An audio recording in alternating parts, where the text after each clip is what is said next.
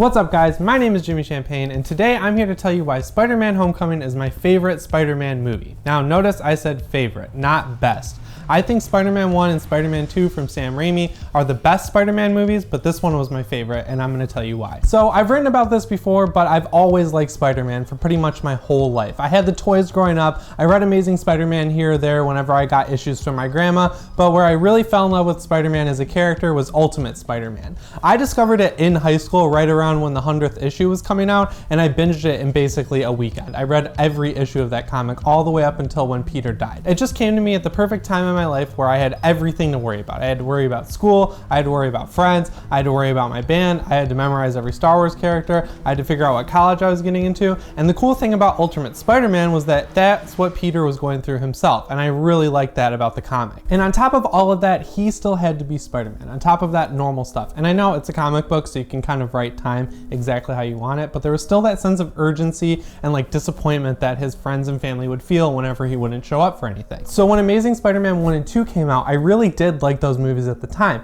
At that point, I really didn't think Marvel would ever get the rights back to Spider-Man, so I was like, this is what we got, I'm gonna find what I like in it and I'm gonna enjoy it.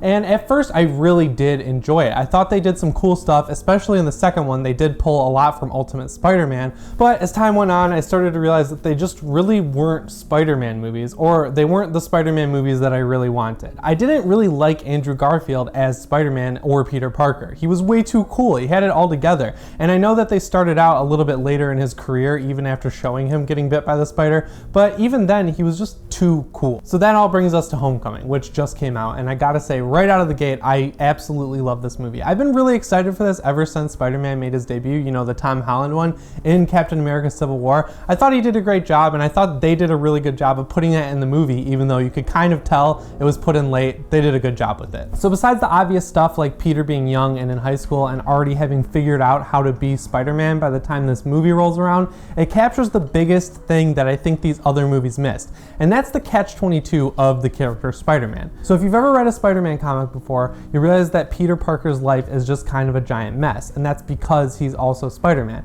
It's that catch-22 of living two different lives. Even though he really wants to be a good friend, a good nephew, a good person in general, Spider-Man is always butting his way into Peter's life and ruining that for him. And while the Raimi films and Amazing Spider-Man 1 and 2 kind of touched on that, it's never really been a central focus like it is in Spider-Man Homecoming, and I think that's freaking awesome. And the catch-22 aspect of it all is, if he was just able to tell his friends and his family like Aunt May that he was Spider-Man, it would stop a lot of the problems that are caused in his life. And that brings us to the next point of why he can't tell the other people in his life that he's Spider-Man, because that information gets out. If anyone else knows that Peter Parker is Spider-Man, the bad guys who are grown-ups, they have a more gray sense of good and evil. They'll come after the people he loves, and he can't let that happen. So that's why it's perfect that this movie has the best villain that they've ever come up with in the Marvel Universe. I know it's like such a common criticism of the Marvel Universe that all these movies have such throwaway villains because most of them have to die by the end of the movie, but this movie has an incredible villain in Michael Keaton's Vulture, which is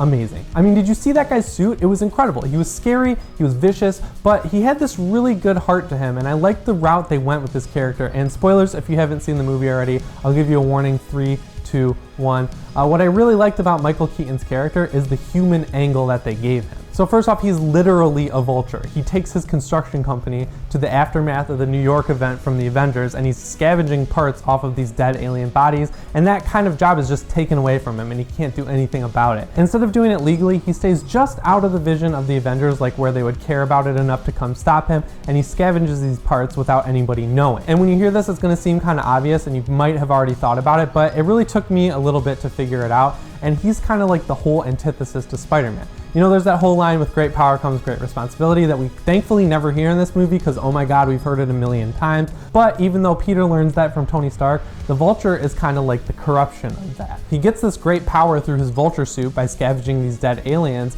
but he keeps taking even when he's had enough. And then he starts selling weapons to criminals. Even though his motivations are good, like taking care of his family, for example, he lets the power of it all corrupt him. And that's kind of like the perfect Spider-Man villain, and also the perfect MCU villain that they've sorely needed all this time. I won't talk about it in great detail, but that scene in the car when they're driving to the homecoming dance is just perfect, and it also backs up what I'm saying. But you've probably seen a million other videos that talk about that by now. The last thing I want to talk about in relation to why this is my favorite Spider-Man movie movie is that it's one of the first times in the Marvel Universe we've actually seen a villain realize what they did was wrong and try and make it right. I thought that was so cool in the mid-credit scene when the Scorpion approached Michael Keaton to take down Spider-Man, and instead of throwing Spider-Man under the bus, Michael Keaton covered for him. I thought that was amazing. That's something that no other Marvel villain, as far as I can really tell, would do, and it's something that I think can only really be captured by Spider-Man. Anyways guys, I'm really glad that Spider-Man's back in the MCU, kind of. Like, we still have to deal with Sony's insane product placement, but he's as back as he's ever gonna be, and I think that's awesome. I also love that he's the bridge to the next phase of the Marvel Universe. But what did you think of Spider-Man Homecoming? You should definitely let me know down in the comments section, and if you like this video, it'd be great if you hit the thumbs up and subscribed if you're not already.